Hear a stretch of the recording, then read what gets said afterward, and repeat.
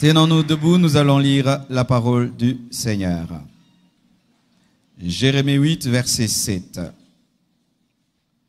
La Bible dit, même la cigogne connaît dans les cieux sa saison. La tourterelle, l'hirondelle et la grue observent le temps de leur arrivée, mais mon peuple ne connaît pas la loi de l'Éternel. Nous lisons Matthieu 14, 24 à 32. Matthieu 14, 24 à 32. La barque déjà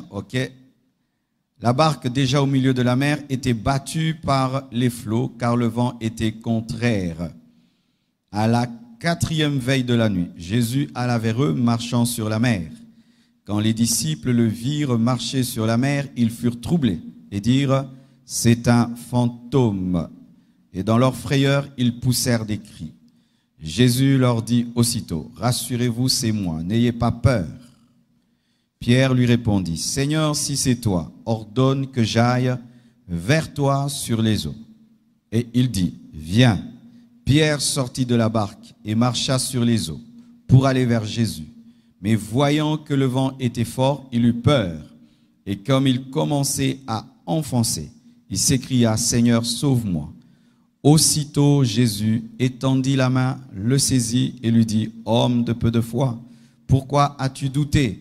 Et ils montèrent dans la barque et le vent cessa. Matthieu 28, 19 à 20. Allez, faites de toutes les nations des disciples, les baptisant au nom du Père, du Fils et du Saint-Esprit, et enseignez-leur à observer tout ce que je vous ai prescrit. Et voici, je suis avec vous tous les jours jusqu'à la fin du monde. Asseyez-vous, s'il vous plaît.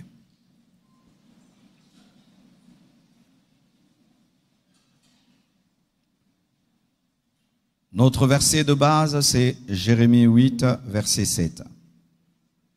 Ce passage nous révèle que la cigogne, qui est un oiseau, connaît sa saison. La tourterelle connaît sa saison. L'hirondelle connaît sa saison et la grue connaît sa saison.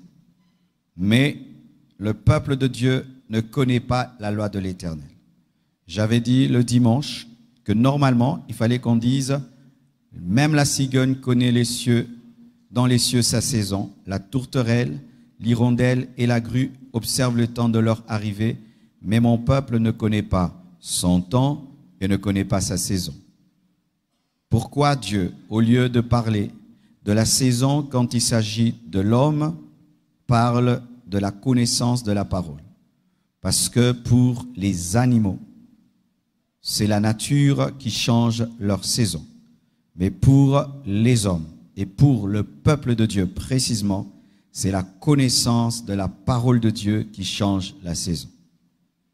Ta vie ne changera pas parce que tu as tourné un calendrier, parce que tu es passé d'une journée à une autre, de la saison sèche à la saison de pluie, de l'été au printemps, de l'hiver à l'automne, mais ta vie changera par la connaissance de la parole.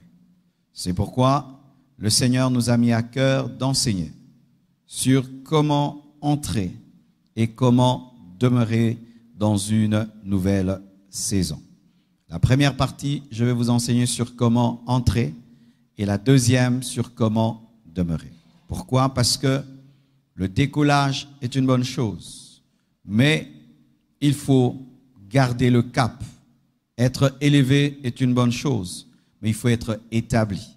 Entrer dans la gloire de Dieu est une bonne chose, mais il faut demeurer dans cette gloire. Vivre le succès est une bonne chose, mais il faut mourir dans le succès. Avoir l'onction est une bonne chose, mais il faut mourir loin. Comment entrer? Nous allons en parler. Et comment demeurer? Aujourd'hui, l'une des connaissances que tu dois avoir pour passer d'une saison à une autre, c'est que tu dois comprendre ceci, c'est que les nouvelles saisons de ta vie ne sont pas dans les choses que tu connais, ne sont pas dans les choses que tu connais déjà, ne sont pas dans les choses que tu maîtrises déjà, mais sont dans les choses que tu dois maîtriser, dans les choses que tu ne connais pas très bien. Car si ce que tu connais déjà était grand, ta vie serait déjà extraordinaire. Alléluia. Si ce que tu fais bien déjà était grand, ta vie serait grande. Cela révèle ceci, que les nouvelles phases de ta vie ne sont pas dans ce que tu sais ou dans ce que tu fais bien et dans ce que tu maîtrises parfaitement, mais les nouvelles saisons de ta vie sont dans les choses que tu redoutes, qui t'effrayent, que tu ne maîtrises pas, que tu crains, mais ce sont elles qui vont changer ta vie. Alléluia. Sachez-le, mes frères et sœurs, quand tu maîtrises une chose, tu l'as déjà maîtrisée. Et ainsi donc, tu as le jus de cette connaissance. Et tu es le produit de ce que tu connais. Amen. Et ce que tu connais t'a amené là où tu es. Et c'est déjà une bonne chose. Mais pour les prochaines saisons de ta vie, pour les prochaines étapes de ta vie, ce sont des nouvelles connaissances, des nouvelles aptitudes, des nouvelles compétences qui t'amèneront là où tu dois aller. C'est pourquoi je t'ai parlé de la zone de confort. La zone de confort. Le confort. Le confort, c'est ce qui te laisse à l'aise. C'est ce qui te donne la paix. Le confort, c'est ce que tu fais aisément. Le confort, c'est ce que tu maîtrises. C'est ce que tu fais sans trop d'efforts. Et ton succès et ta nouvelle saison n'est pas dedans. Lorsque tu maîtrises une chose et tu es confortable dans une chose et tu demeures dans cette chose, ta vie ne changera plus. Ta vie ne changera plus parce que le changement de nos vies est caché dans des choses nouvelles. Amen. En musculation, il y a un principe. Lorsque tu veux que tes biceps ou tes muscles puissent s'élargir, vous savez ce qu'on fait? C'est que tu vas faire un exercice jusqu'à tu vas atteindre le point de cassure. C'est-à-dire le point où ta main ne peut plus porter tes 10 kilos. Et si tu oses faire cet exercice de plus, tu vas déchirer tes muscles. Et quand tu vas déchirer ton muscle, et après il va se reposer, lorsqu'il va se reconstituer, il sera plus volumineux qu'avant. Pourquoi? Parce que tu l'as amené au-delà de ses capacités. Alléluia. C'est pourquoi ceux qui font la musculation traversent des moments où il a mal, il se repose, il gonfle. Il a mal, il se repose, il gonfle. Pourquoi? Parce que l'évolution est dans la douleur. Pas dans le confort. C'est que tu fais bien et bien, mais ce n'est pas suffisant pour changer ta vie. Amen. C'est pourquoi, j'aimerais plus de sensibilité au niveau de mon micro et de mon retour s'il vous plaît. C'est pourquoi tu dois, pendant que je serai en train de prêcher, commencer à voir les choses qui t'effrayent. Alléluia. Regarde ce qui t'effraie. Regarde ces invitations de ta destinée que tu refuses. Regarde ces invitations de ta vie que tu fuis. Regarde cette chose que tu sens au-dedans de toi que tu dois faire mais que tu évites. Regarde ce que Dieu t'a toujours demandé de faire mais tu as toujours refusé. C'est là que se cache ta nouvelle saison. Ta nouvelle saison se cache dans quelque chose que tu trouves redoutable. Quelque chose que tu trouves ennuyeux. Quelque chose que tu trouves de trop. Quelque chose que tu trouves insupportable. Quelque chose qui t'exige de changer pour l'avoir. Quelque chose qui t'exige d'être un nouveau toi pour l'avoir. Quelque chose qui t'exige d'aller au-delà de tes limites pour l'avoir. C'est ce qui va changer ta vie. Je donne encore un autre exemple. Tu es quelqu'un qui écrit bien. Mais Dieu te dit que pour changer ta vie, tu dois apprendre à parler aux gens. Alors tu vas dire non, je préfère être un bon écrivain. Oui, tu es déjà un bon écrivain, mais ta nouvelle saison, ce n'est plus dans l'écriture. Tu dois maintenant parler ce que tu écris.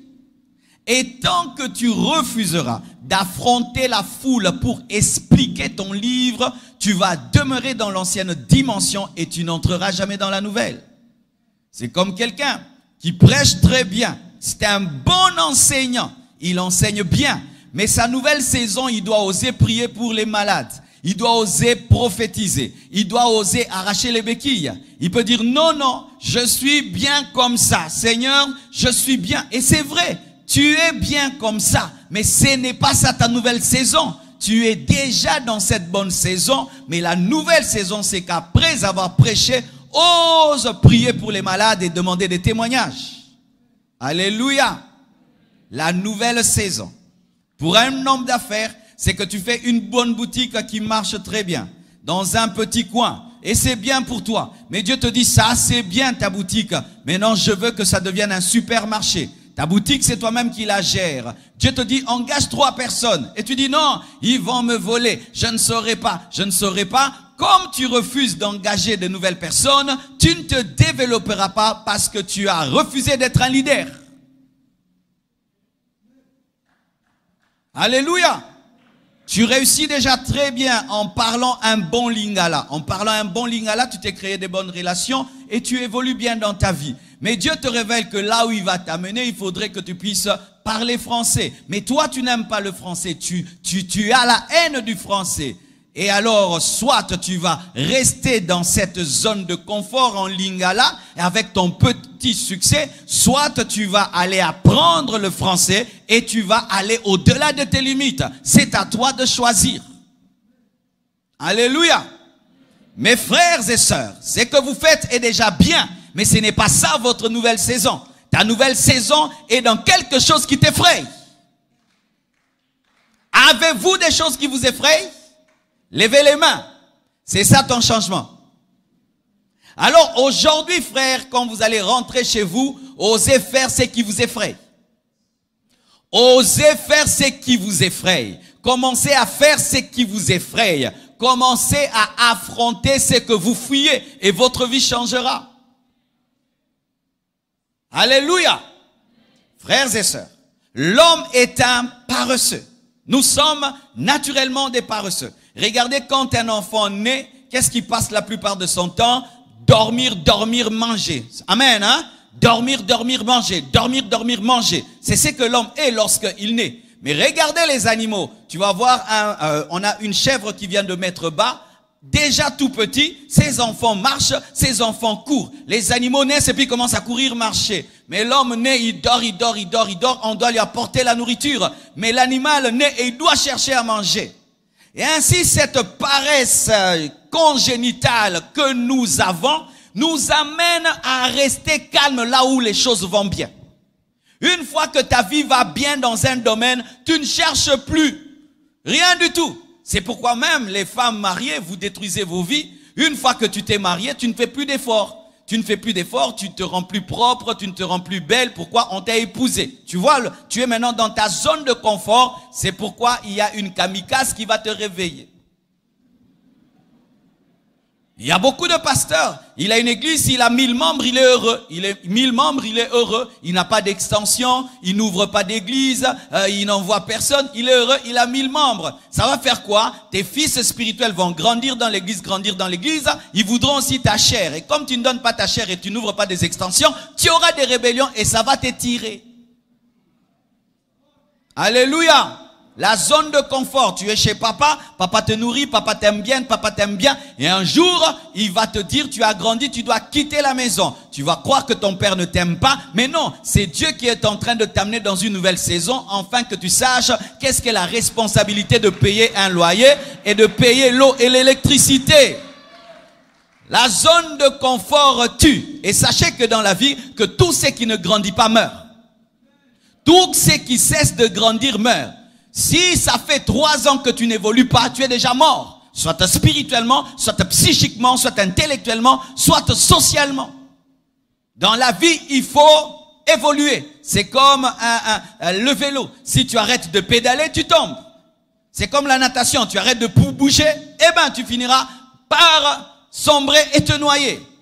Nous sommes condamnés à évoluer, condamnés à évoluer, condamnés à évoluer. Et le modernisme nous a rendus paresseux. Tu es là où tu es, tu fais tout au téléphone et tout, ton frigo est là. Et ça fait que les gens ne croissent plus. Mais avant, pour manger, il fallait courir, il fallait suivre le gibier, il fallait se protéger du froid, aller dans des grottes. Maintenant, on a des maisons climatisées et chauffées et ça fait que nous devenons paresseux. Regarde ta vie. Une chose que tu dois faire et tu sens dedans de toi que c'est cette nouveauté qui te changera, c'est ça ton futur. Ton futur est caché dans cette chose nouvelle, cette chose que tu ne maîtrises pas, cette chose que tu ne sais pas faire, cette chose que tu n'aimes pas faire. Ton futur est dans cette chose-là. Alléluia. Voyons dans la parole de Dieu. Regardez cela. La Bible nous dit qu'ils étaient dans la barque. Ils sont dans la barque, ils sont confortables dans la barque. Tout se passe bien dans la barque. Mais Jésus n'est pas dans la barque. Jésus vient en marchant sur l'eau afin de leur montrer ce qu'ils doivent devenir. Dieu te précédera dans ta nouvelle dimension pour te dire qu'il ne te tuera pas. Dieu te précédera là où tu dois aller afin que tu dis et que tu saches que ça ne te tuera pas. Jésus marche sur l'eau. Et eux sont habitués à un Jésus qui ne marche pas sur l'eau et ils pensent que c'est un fantôme. Comme toi, tu es effrayé de l'appel de Dieu à une autre dimension et tu penses que c'est Satan alors que c'est Dieu. Et tu penses que le diable veut détruire ta vie alors qu'il n'y a pas de diable. Il y a seulement une nouvelle dimension que tu ne maîtrises pas. Parce que toi, tu connais Jésus qui marche à terre alors qu'il a une autre dimension, marcher sur l'eau. Mais s'il peut marcher à terre, tu peux aussi marcher sur l'eau parce que tel il est, tel nous sommes. Mais toi, tu aimes tellement ce qui est sécurisé que tu penses que c'est un fantôme. J'aimerais te dire que ce que tu sens, cette soif, cette faim que tu ressens, ce n'est pas le diable, ce n'est pas un démon, c'est une nouvelle saison. Tu as déjà maîtrisé marcher sur la terre et être dans la barque, mais il y a de nouvelles choses pour toi et tu dois oser quitter la zone confort de la barque pour mettre ton pied sur l'eau. C'est alors que tu vas découvrir que Dieu a la capacité de changer l'eau en goudron. Alléluia! Qu'il a la capacité de changer l'eau en goudron. L'eau en goudron. Mais tant que tu demeures dans la barque, tu ne sauras pas que l'eau peut devenir le goudron. Tant que tu restes dans des choses que tu maîtrises, tu ne connaîtras pas tout ce que Dieu peut faire. Dieu est dans la barque, il est aussi sur l'eau. Mais ton problème, c'est que tu aimes tellement la barque que tu ne vas pas vivre de nouvelles expériences.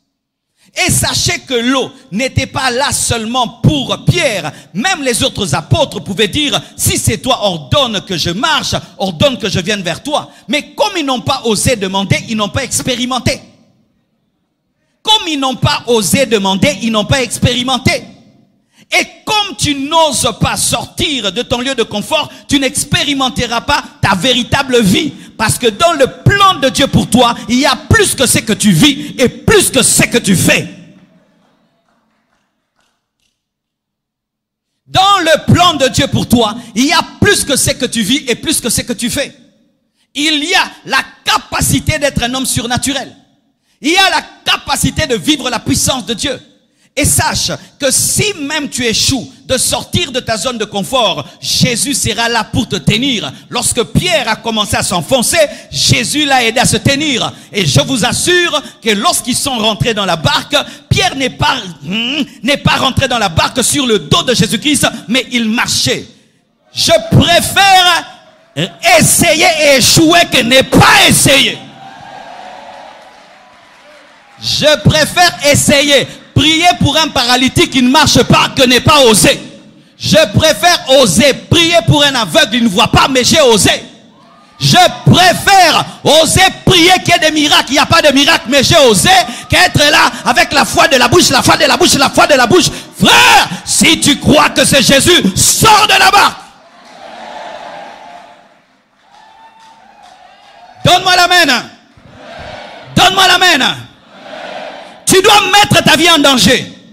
Et je t'assure, mon frère, tu veux devenir un autre homme, tu dois mettre ta vie en danger. Tu dois avoir des palpitations par la foi. Des palpitations par la foi. Et moi, j'aime quand j'ai des palpitations spirituelles où tu es comme en suspense.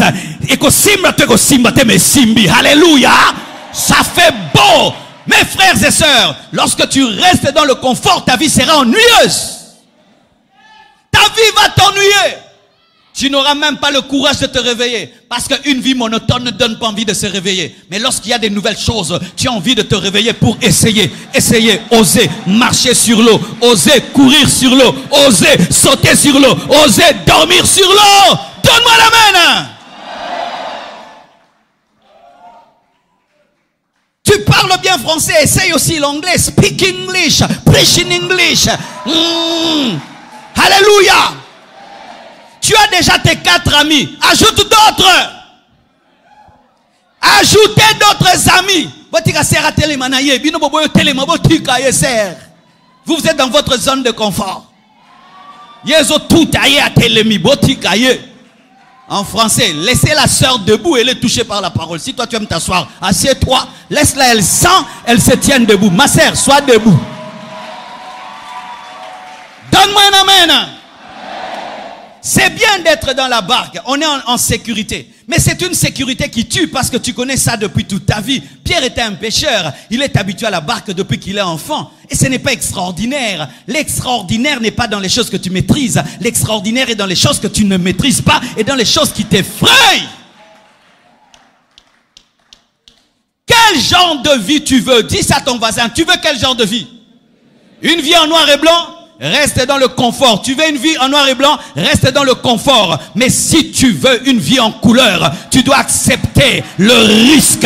Je dis le risque. Je dis le risque. Le risque. Je dis le risque. Tu veux une vie en couleur? Tu dois risquer. Tu prends un avion. Tu fais 8 heures au-dessus de l'océan. Et puis tu vas en Chine ou tu vas à Dubaï. Tu achètes une marchandise et tu fais des heures et des heures. Et des fois l'avion bouge. Et des fois ça monte, tu pries, oh Dieu, protège-nous. Et puis tu deviens un homme d'affaires, un grand homme d'affaires. Mais toi tu es toujours à la maison. J'ai peur, l'avion va tomber, l'avion va tomber. Oh, pendant que toi tu as peur que l'avion tombe, les autres voyagent, ils rentrent, ils voyagent, ils rentrent, ils voyagent, ils rentrent, ils voyagent, ils rentrent, ils investissent, ils investissent, ils investissent, ils investissent. Donne-moi la main. Tu dois risquer. Tu dois avoir une vie qui des fois te stresse. Le stress n'est pas mauvais, vous savez. Le stress est mauvais quand il n'est pas canalisé. Mais quand c'est canalisé, c'est bon. La preuve, il a été démontré que tous les sportifs n'arrivent pas à battre le record lorsqu'ils s'entraînent. Parce que là, il n'y a pas de coupe. Il court un peu. Il court un peu. Il n'est pas stressé. Mais quand à côté, il y a le champion du monde, le numéro 2, le numéro 3, le stade est rempli. Il y a sa mère, sa femme, ses enfants. Il dit, si je vais mourir, je mourrai. Je vais courir et je mourrai. Et il s'en va. Et il s'en va. Et puis, bah, il est premier et il a battu son record. Pourquoi? Il a canalisé le stress. Oh, je n'aime pas des problèmes. Mon frère, si tu n'aimes pas des problèmes, meurs. Je vais te présenter les gens qui n'ont pas de problème. 1. Les gens qui ne sont pas nés, les non-nés n'ont pas de problème. 2. Les morts n'ont pas de problème. 3. Les gens qui ne font rien n'ont pas de problème. Ce sont les échoueurs qui n'ont pas de problème. Si tu es vivant, tu auras des problèmes. Ne fouillez pas les problèmes. Affrontez les problèmes. Résolvez les problèmes. Affrontez les problèmes. Résolvez les problèmes. Il regarde, il est dans la barque. Et Jésus est sur l'eau. Et il regarde très bien.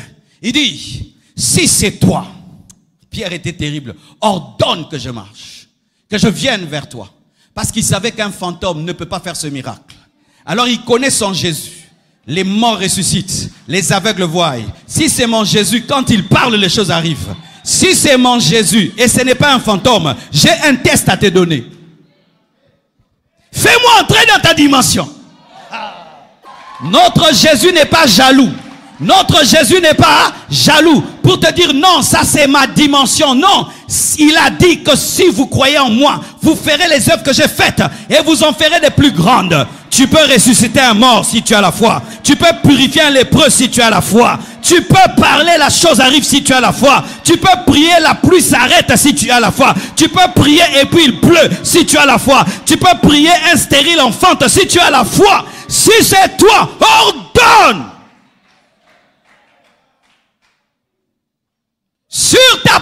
je jette mon filet.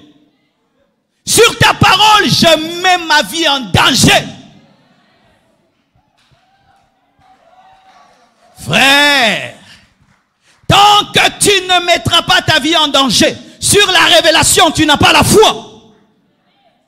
Les hommes qui ont la foi mettent leur vie en danger par rapport à la révélation. Ils mettent leur honneur en jeu. Leur honneur en jeu. Il prend son honneur, il prend sa vie. Il dit, Dieu, tu m'as parlé. J'abandonne tout et j'obéis. C'est alors que ta vie changera.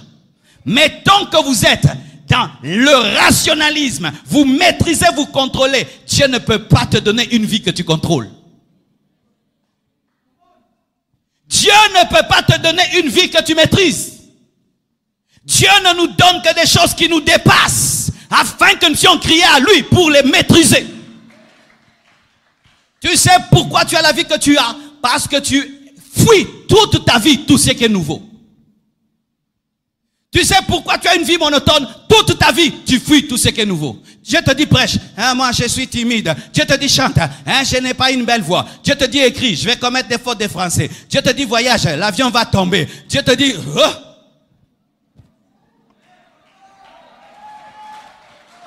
Marie-toi, et si la femme m'abandonne, marie-toi, le mari va me tromper. Pendant que toi tu as peur qu'on te trompe, nous sommes fidèles, ça fait 16 ans.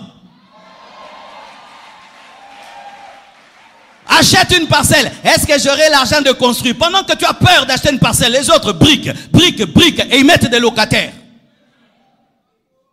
Oh, fais des études. Oh, je n'ai pas l'argent. Pendant que toi, tu as peur de faire les études parce que tu n'as pas l'argent, il y a des gens qui ont des bourses.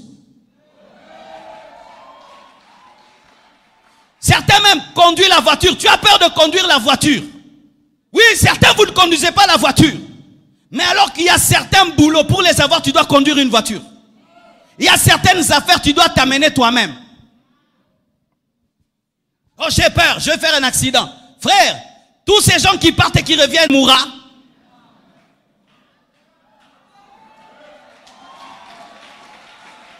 Dieu te dit de faire l'armée. Tu as peur. Oh non, moi je ne peux pas faire l'armée, je mourrai. Et celui qui est devenu général jusqu'à 70 ans n'est pas mort. C'est un homme comme toi.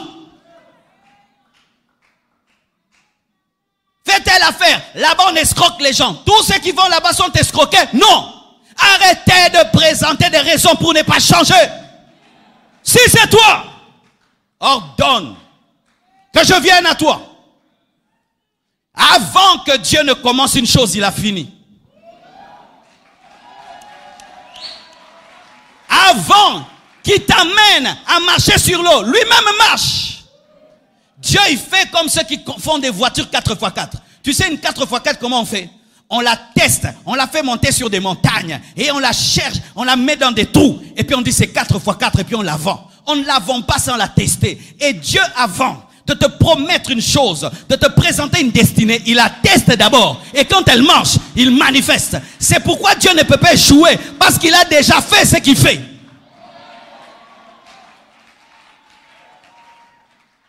Lui-même marche et te dit suis-moi. Qu'est-ce que Dieu te demande que Dieu n'a pas déjà fait? Qu'est-ce que Dieu te demande qu'il n'a jamais fait?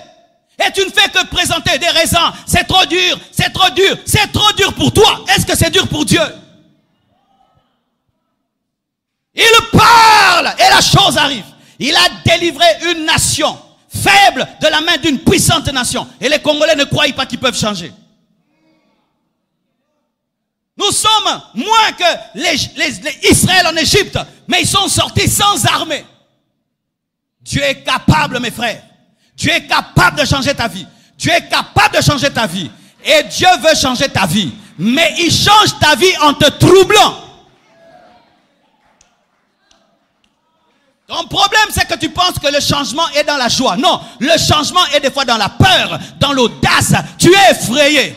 La première fois que j'ai habité ma maison, j'ai eu peur. J'étais seul chez moi, il faisait noir. Il fallait signer mon lit. Oui, tu vis dans une maison, vous êtes à 10. Le jour que tu vas quitter tes parents et tu vas habiter tout seul, et il y a coupure d'électricité, tu seras seul. Tu dois maintenant apprendre à être seul dans le noir. Et c'est ce qui changera ta vie. Ou tu dois prendre tout ce que tu as et tu investis. Si ça marche, tu deviens riche. Ça ne marche pas, tu deviens pauvre, mais tu as osé. Que prendre l'argent, tu mets en banque, tous les jours tu regardes 10 000, 10 000, une année, 10 000, 2 ans, 10 000, 3 ans, 10 000, 10 000. Et quand tu gardes l'argent en banque, tu travailles pour la banque. Car la banque prête ton argent aux autres, mais elle te donne des miettes d'intérêt. On garde l'argent en banque en entendant une idée. Un jour, j'ai rencontré une femme riche. Je lui ai dit, tu as combien en banque? Elle a dit, je n'ai rien. J'ai dit, quoi? Tu n'as rien? Elle me dit, oui. Elle me dit, toi, tu gardes l'argent en banque? Elle dit, non, moi, je garde l'argent en banque tant que je n'ai pas une idée. Une fois que j'ai une idée, je prends ce que j'ai, je l'investis. Et c'est comme ça qu'elle est devenue riche. Mais toi, tu ne fais que regarder 10 000, 15 000, 10 000. Mais prends ça, mets dans une affaire. Je risque de perdre, je risque de perdre, je risque de perdre. Et tu mourras, tu vas laisser cet argent.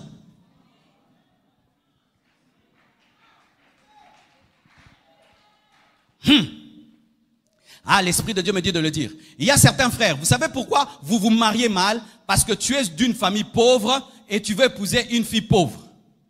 Parce que tu as peur d'affronter une fille qui est d'un autre rang social.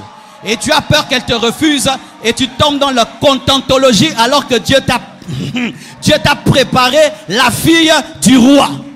David était berger, on lui a donné la fille de Saoul par l'onction.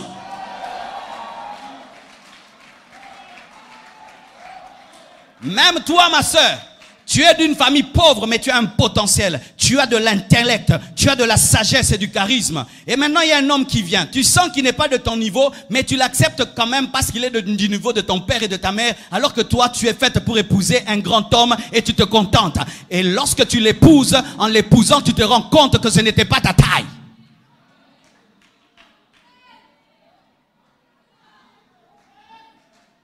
Non, l'Obama Kamwa, hein?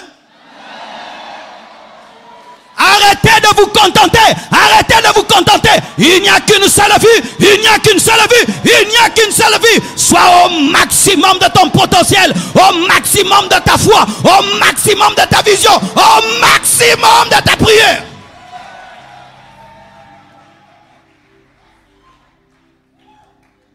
Quand je suis allé faire une croisade quelque part, j'arrive là, pendant qu'on met les chaises, je vois qu'on prend... On met un fil au milieu du terrain de football, de basket. Et je dis pourquoi? Il dit, ici, depuis qu'on a commencé à faire des actions, personne n'a rempli ce stade et la plupart s'arrêtent là. Ils m'ont limité sans ma permission. J'ai dit, enlevez ça.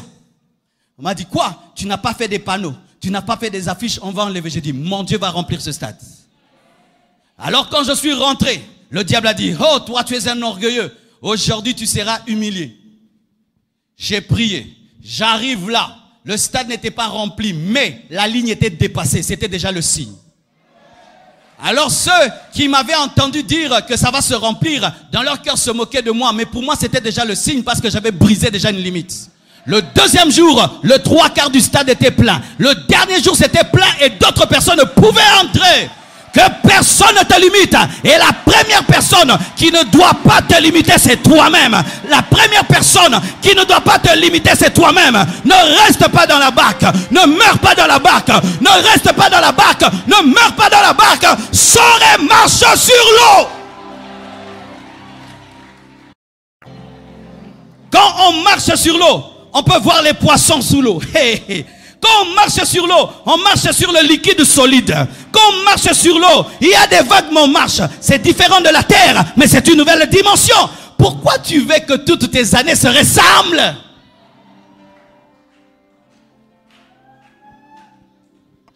Oh Dieu, pourquoi il y a un poisson sous mes pieds? Mais c'est parce que c'est l'eau. Oh Dieu, pourquoi il y a des tempêtes? Mais parce que c'est l'eau. Mais oh Dieu, mais là, il y a un crocodile. Mais parce que c'est l'eau. Mais le Dieu qui t'amène à marcher sur l'eau maîtrise ce qui est dans l'eau. La preuve, Jésus a calmé la tempête. Il n'est pas seulement au contrôle de ta vie, il est au contrôle de ce qui est autour de ta vie. Dieu ne contrôle pas que ta vie, il contrôle ce qui est autour de ta vie. Et s'il y a une tempête, il va la calmer pour toi.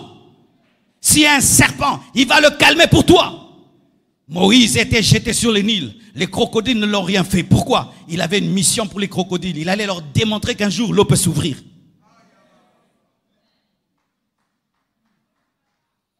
Qui a peur de quelque chose? C'est là que se trouve ton changement. Qui n'aime pas quelque chose? C'est là que se trouve ton changement. Qui est fatigué d'une chose? C'est la prophétie que ta vie doit changer. Qui trouve sa vie monotone? C'est le signe que ta vie doit changer. Qui s'ennuie de vivre? C'est le signe que ta vie doit changer. Vous tous qui vous ennuyez dans la vie, c'est le signe que ta vie doit changer. Quand tu commences à sentir que ta vie t'ennuie, tu n'aimes plus ta vie, c'est le signe que ta vie doit changer.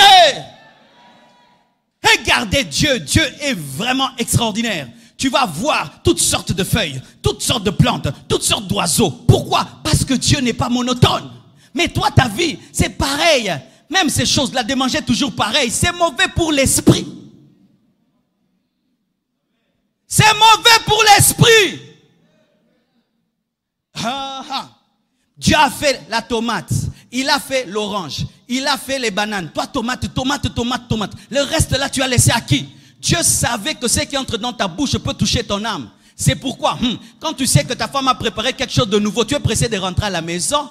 Pourquoi? Parce que ce n'est pas parce que tu es gourmand, c'est parce que ton âme aime la nouveauté. Tu manges toujours pondouri. Oyo baye mukili. Et j'aimerais dire ça même aux mamans. Chère femme, si tu veux que ta maison soit heureuse, change tout le temps les plats. Ça donne la joie et aux enfants et à papa. Une maison où on a déjà la parole de connaissance de ce qu'on mangera. Ennui. Et parmi les choses qui gardent un homme à côté d'une femme, c'est le changement des recettes.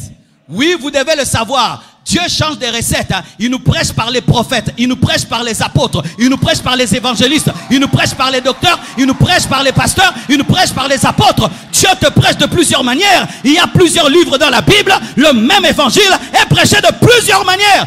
Donne-moi l'amen. Jésus se présente comme le Fils de l'homme dans Luc. Il se présente comme le Fils de Dieu dans Jean. Il se présente comme le serviteur qui souffre dans Marc. Il se présente comme le roi qui vient dans Matthieu. Mais c'est toujours Jésus. La monotonie tue la vie. Même prier toujours de la même manière, ça tue.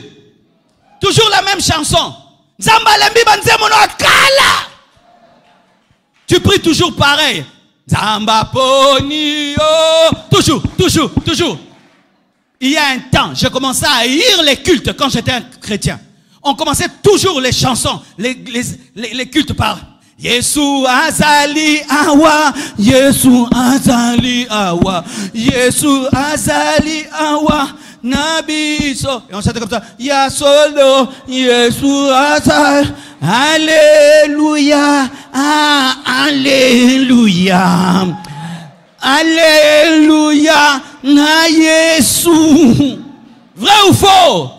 Un jour on chante en anglais, un jour on danse, un jour on loue, un jour on commence par une chanson en chilouba en français. Il faut bouleverser les choses, faire des choses nouvelles, prier autrement, chanter autrement, chercher autrement, écouter la parole autrement, prêcher la parole autrement, des nouvelles choses.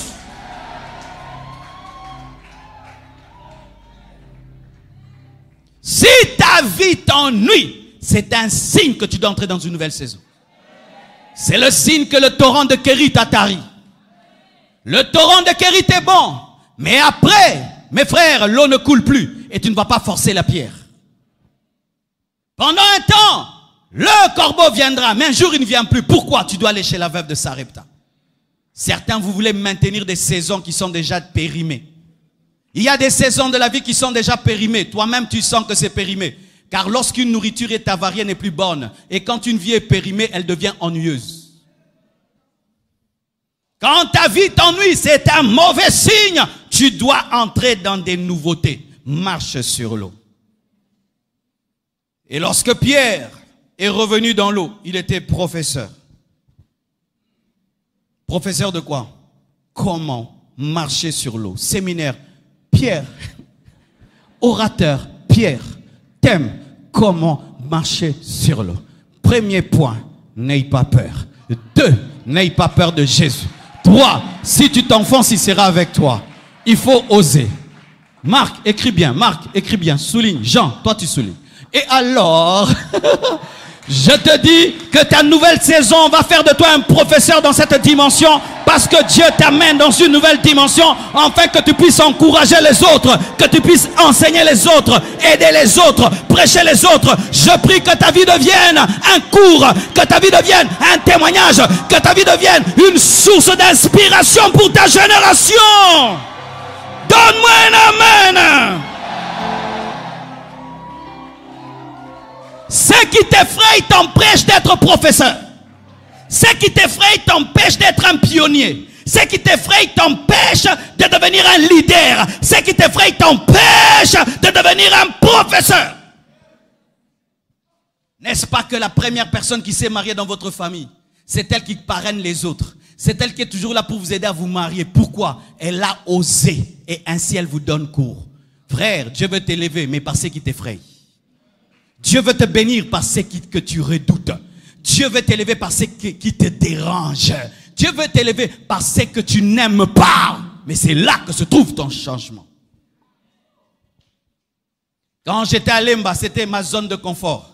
J'ai grandi à Lemba. Mes amis étaient à Lemba. Notre église mère était à Lemba. Je connaissais tous les quartiers de Lemba. Et j'ai implanté une église à Lemba. J'ai prêché 11 années à Lemba. 600 membres. Dites 600 membres. 3 cultes, 600 membres. J'étais heureux d'avoir 3 cultes. 200. Je ne savais pas que c'était le nombre de choristes que j'aurais. Aujourd'hui, d'ailleurs, les choristes sont plus nombreux que 600. Aujourd'hui, les choristes de l'église sont plus nombreux que tous les membres que j'ai eu à 11 ans. Retarde vie. Lorsque tu retardes ta nouvelle saison, ta vie prend du retard. Je te dis, lorsque tu retardes ta nouvelle saison, ta vie prend du retard. Toi, tu retardes, tu dois te marier. Cette fille va me tromper, Tu vas te marier à 50 ans et tu auras un petit bébé à 60 ans.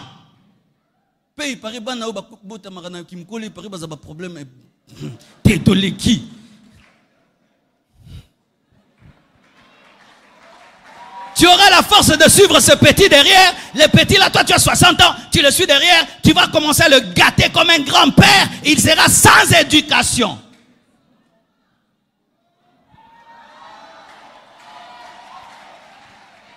Et Dieu me dit, quitte Lemba. Quitte ta zone de confort. Va limiter. Quoi? Limiter. Dis-moi même Bandal, pas limiter. Limiter. C'est là où il y avait les plus grandes églises de Kinshasa. Des églises de 10 000 membres, de 15 000 membres. Et toi, tu vas amener ta petite église de 600 personnes parmi ces géants. Pire encore, quand on quitte, 400 personnes partent, on reste à 200. Maintenant, Dieu te dit, c'est ici que je vais t'élever. Où? Ici. Comment? Et il me dit, partout où poussent des géants, peuvent pousser d'autres géants. Si tu sèmes une graine ici, elle porte un grand fruit.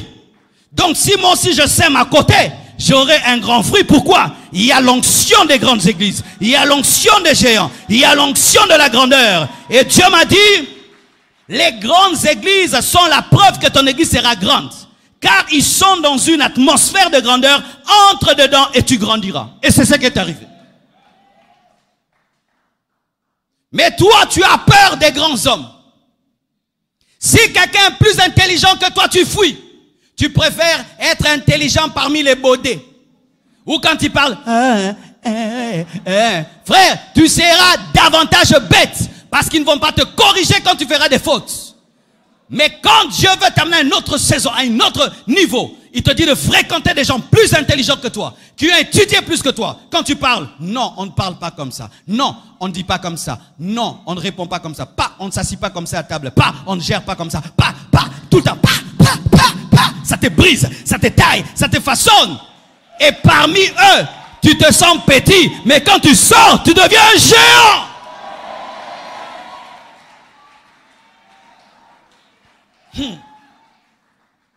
Ayez même l'humilité. J'ai vu quelqu'un un jour me chercher. Il entre dans mon bureau. Il toque. Il dit, Dieu m'a dit que tu sois mon ami. Veux-tu être mon ami?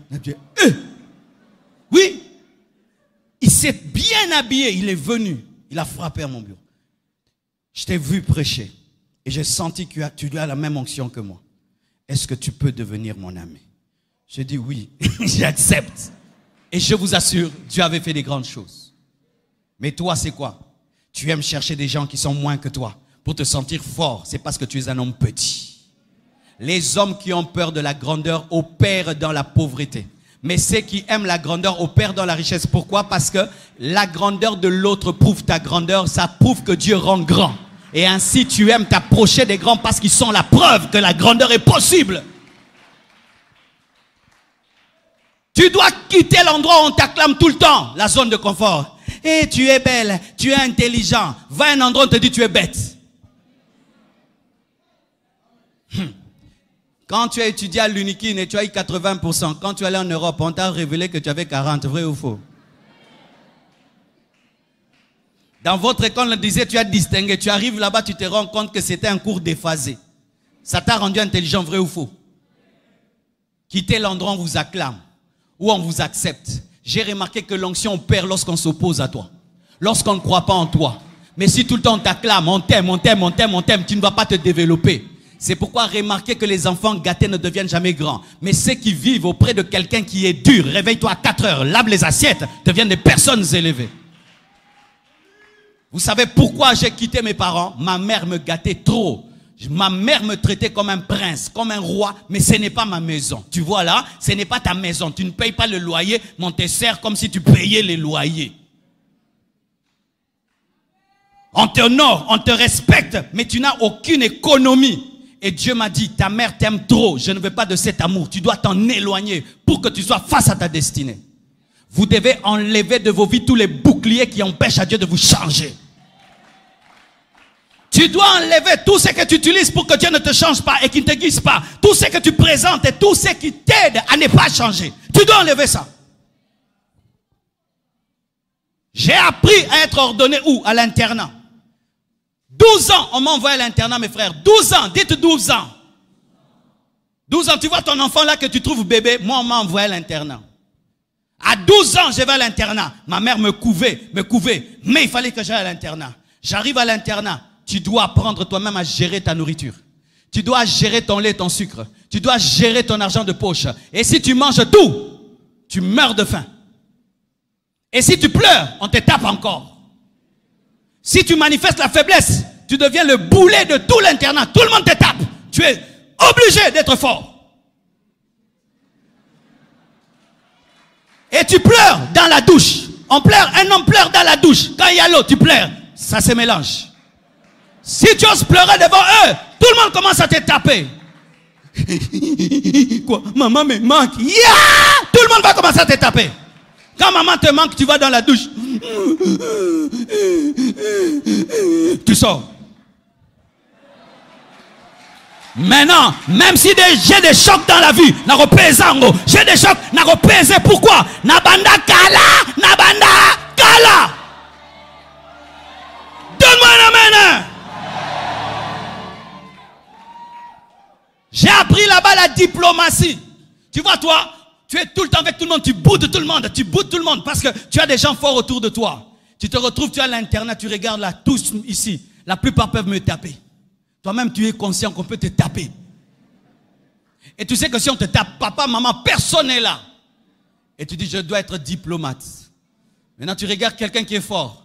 Tu dis, j'ai du lait, du sucre. Je commence à te donner du lait, du sucre, toi, tu me protèges. Là, maintenant, quand je marche, il est derrière moi. Tu bouges, je dis. J'ai appris le leadership.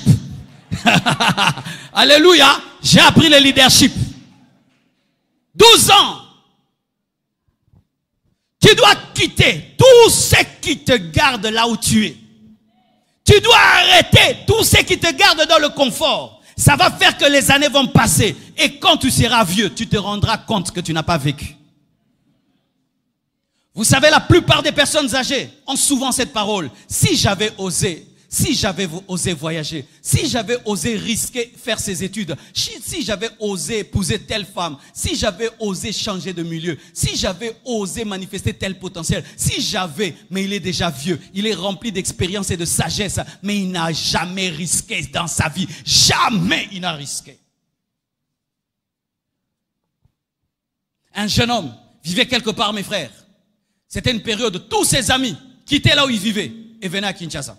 Tout le monde venait à Kinshasa. Lui, il refuse de venir à Kinshasa. Il préfère rester dans son village, avec ses amis, avec papa, avec maman. Ses amis acceptent d'aller à Kinshasa. Et vous savez, pour les villageois, Kinshasa, c'est un terrain de mort. On dit on est des voyous, on est ceci. Mais ses amis ont dit, nous allons à Kinshasa. Ils ont osé et ils sont venus à Kinshasa. Et quand ils sont venus à Kinshasa, ils ont commencé à étudier, ils ont commencé à travailler dur. Ils se sont retrouvés à côté du maréchal Mobutu. Certains étaient des commissaires d'État, d'autres étaient ceux-là. Mais lui, il avait préféré rester. Et il était fort pour dire, tel était mon ami, tel était mon ami, tel était mon ami. Tu vas être champion, hein, un ami d'enfance. J'aimerais te dire la vérité. Hein. Si tu n'oses pas quitter ta zone de confort, tu vas devenir quelqu'un qui dérange les gens. En train de leur rappeler toujours leur passé. On a étudié ensemble, hein? On était dans les mêmes villages. Mais oui, on était dans les mêmes villages. Quand nous on a bougé, où étais-tu? Quand nous on a osé, où étais-tu? Tu risques de devenir, commencer à tirer les autres en arrière. Souvenez, vous, on a étudié ensemble, Je suis ton voisin du quartier. Quel quartier? D'il y a 30 ans. Quand tu vois autour de toi, les gens commencent à oser sortir de leur confort. C'est-à-dire qu'il y a une saison autour de toi. Toi aussi sors. Quand tu vois dans ta famille, tout le monde commence à oser. Même celui qui est timide, qui a peur. Il dit non, je quitte papa. Je quitte ce pays. Je commence. J'ose. Toi aussi, dis Seigneur, moi c'est quand? Moi, ose aussi. N'avez-vous pas remarqué dans les familles que ceux qui au lieu de sortir et d'oser restent à la maison deviennent des problèmes pour ceux qui sont sortis? Ils attendent maintenant la mort de leur papa pour hériter la maison. Cop, papa Koufa. Qu'est-ce qui t'effraie? C'est ce que tu dois faire. C'est ce que tu dois faire. Mes frères, aujourd'hui, je vous parle aisément. Mais pour prêcher, la première fois, j'ai tremblé comme une feuille. J'ai tremblé comme une feuille. J'allais à l'université, j'allais à l'école Massamba. Et je voyais des amis prêcher. Et j'étais là, tu as bien prêché, tu as bien prêché. Et puis un jour, Dieu me dit, prêche sur la route. J'ai commencé à prêcher sur la route. Je prêchais sur la route. Quelle prédication je prêchais aux plantes. Je prêchais. Et puis j'arrive à l'école. Prêche au banc. J'ai commencé à prêcher au banc. C'était très confortable de prêcher au banc. Ils ne disent pas amen, ils ne critiquent pas. Ils n'ont pas des yeux. Et puis Dieu me dit, tu vois cette prédication que tu as prêchée au banc, va la prêcher aux hommes. J'ai dit, comment je vais faire? Je ne suis pas connu. Il y a tel ami que tu as. Lui prêche déjà. Demande-lui de t'introduire. Hey! Tu vois, nous sommes là. Seigneur, bénis-moi. Une autre saison. Ok, la saison. Dis à ton ami de te céder sa chair à l'école. Et puis je vois Bono. Dieu m'a dit de prêcher. Est-ce que tu peux m'accorder de prêcher? Tu peux me présenter. Il dit, ok. C'est à l'heure de la récréation. Il vient là. Tout le monde le connaissait. On savait qu'il prêchait bien. Et puis il dit, aujourd'hui, je ne vais pas vous prêcher. C'est le frère Marcelo qui va vous prêcher. Frère, sur la chaise là. Qu'est-ce qui m'a pris? Oh Dieu. Je voulais dire, arrête, prêche toi-même. C'est le frère Marcelo. Tout le monde me regarde. Et puis tu te dis, oh Dieu, ça y est. Et puis je me suis tenu debout. En ce temps-là, les métissés ne priaient pas beaucoup. On me regarde, dit, un métissé qui prie, c'était un aventurier. Est-ce que lui peut prier? Et puis je dis, fermez les yeux. Mais je ne leur ai pas dit de fermer les yeux pour voir Dieu. Pour qu'ils arrêtent de me regarder. Et il ferme les yeux dans mon cœur. Je dis, oh Dieu, ton cœur bat, tu entends ton cœur battre dans les oreilles. Et ta bouche sèche. Tu vois, quand tu as le stress, ça sèche. La salive sèche. Tu as 1000 pensées au même moment. Tu transpires. Et puis je prie. Amen. Je commence à prêcher. Je ne veux pas trembler, mais je tremble. Je veux me maîtriser, mais ça ne marche pas. Frère, Jésus, j'ai dit, ça ne va pas. Et puis Dieu m'a donné une inspiration, m'a dit, si tu restes fixe, ils vont voir que tu as peur que tu bouges. Toi, bouge maintenant, pendant que tu bouges. Et puis je commençais, le Seigneur, le roi des rois. Là, je bouge, mais je bouge aussi. Vous aime, Dieu, alléluia. Et tu imagines, depuis qu'ils sont nés, ils n'ont jamais vu un prédicateur qui tourne la salle en prêchant. Moi aussi, je les ai étonnés. Ils m'ont effrayé, moi aussi, je les ai effrayés. Nous nous effrayons. Je te raconte ma vie, hein. Alors tu vois, quand tu as un prédicateur devant toi, et maintenant tu le regardes pour l'effrayer, maintenant il commence à tourner, qu'est-ce que tu fais? Ils ont commencé à me suivre comme ça. Et pendant qu'ils me suivaient, moi je bougeais. Et quand je suis revenu devant eux, je les avais captivés. J'ai commencé à prêcher, j'ai commencé à prêcher. Mais en moins de 5 minutes, j'avais plus rien à dire. Et là tu finis. Qui veut recevoir Jésus? Mais aujourd'hui, je prêche un culte, 2 cultes, 3 cultes dans le monde entier. Mais j'ai commencé ce jour-là. Ce qui te fait trembler changera ta vie. Ce qui t'effraie cache ta destinée. Goliath t'effraie, c'est lui la porte de ta destinée. Goliath t'effraie, c'est lui la porte de ta destinée.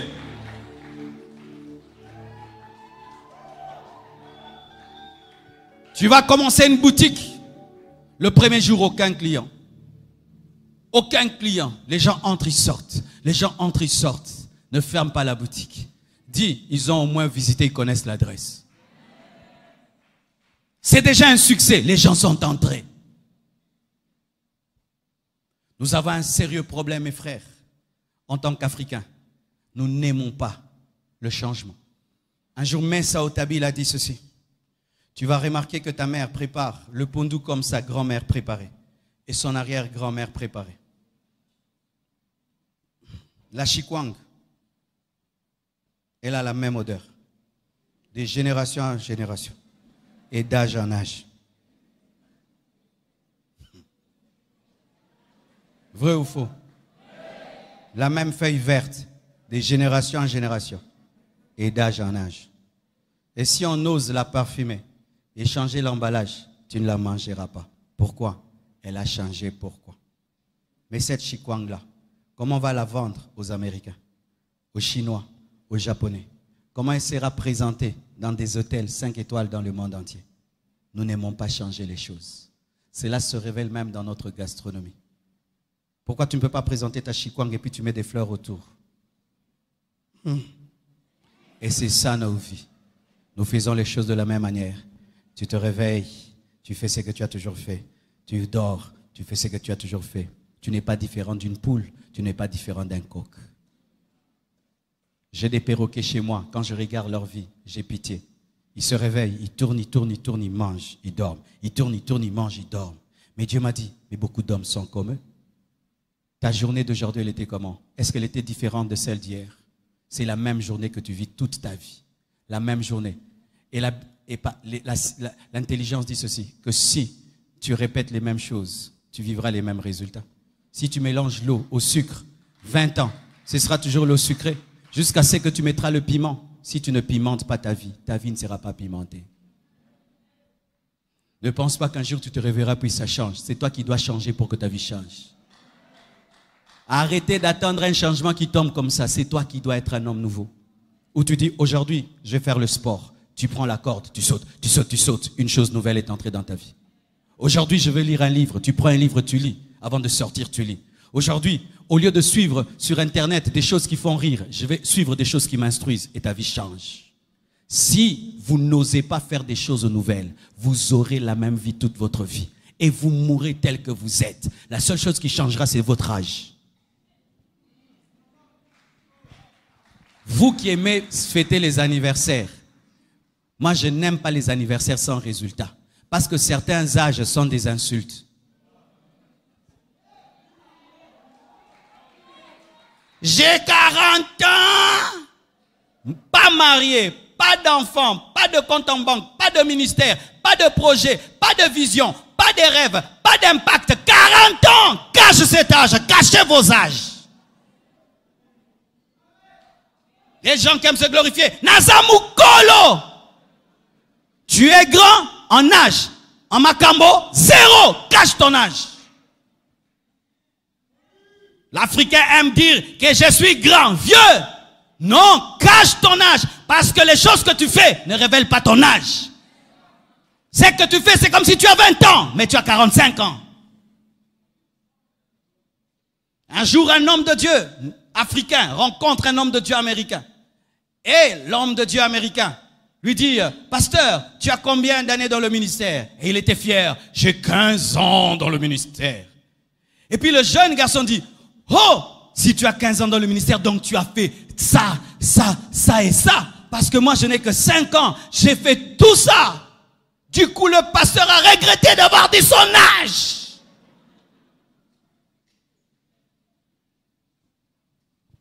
Tu as 35 ans et tu es fier d'avoir 35 ans. Tu sais qu'il y a des gens à 35 ans, ils ont déjà des entreprises. Ils ont ton âge, mais ils opèrent comme s'ils ont 60 ans. Quand il n'y a pas de choses nouvelles, tes anniversaires seront des hontes. Et ce qui est pire, tu dépenses pour ton anniversaire 1000 $. Alors que ton anniversaire est une honte. Tu ne peux pas prendre ces 1000 $, commencer une affaire. Et puis tu dépenses 1000 $, et puis tu nous mets des photos sur Internet. Ok, tu as reçu les j'aime, mais ta vie n'a pas changé.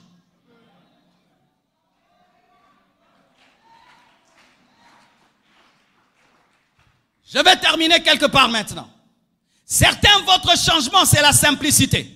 Par quoi? Parce que tu es pauvre, mais tu parais riche. Oui, tu es pauvre, tu parais riche. Tu investis trop dans ton apparence.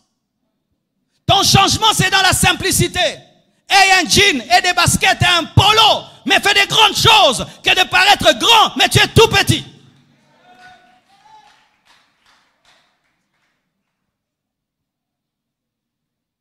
C'est là que vous comprenez, mes frères, que le changement est une décision et c'est un choix.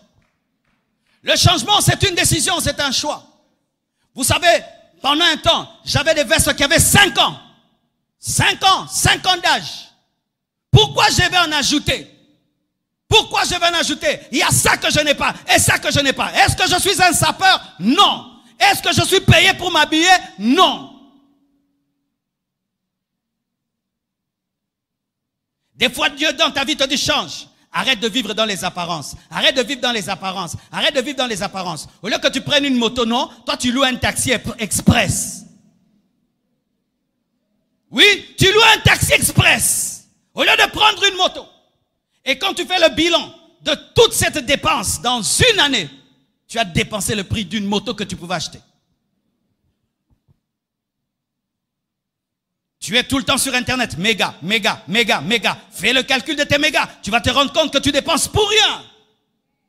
Toutes ces choses que tu ressens dans ta vie, qui te poussent à quitter un lieu de confort, ce sont ces choses qui te changeront. Car ce qui te change, change ta vie, parce que ta vie suit ton changement.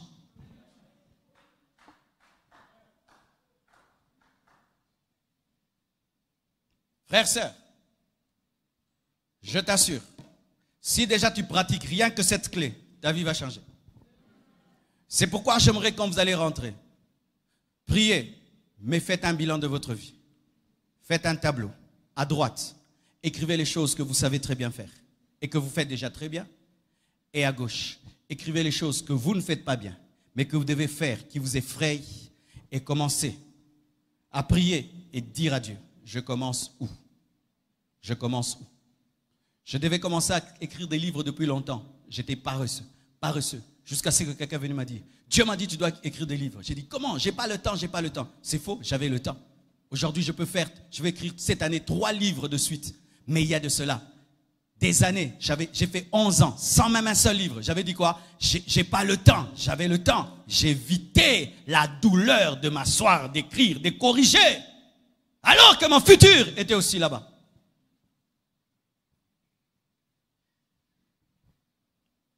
Que Dieu vous bénisse. Tenons-nous debout.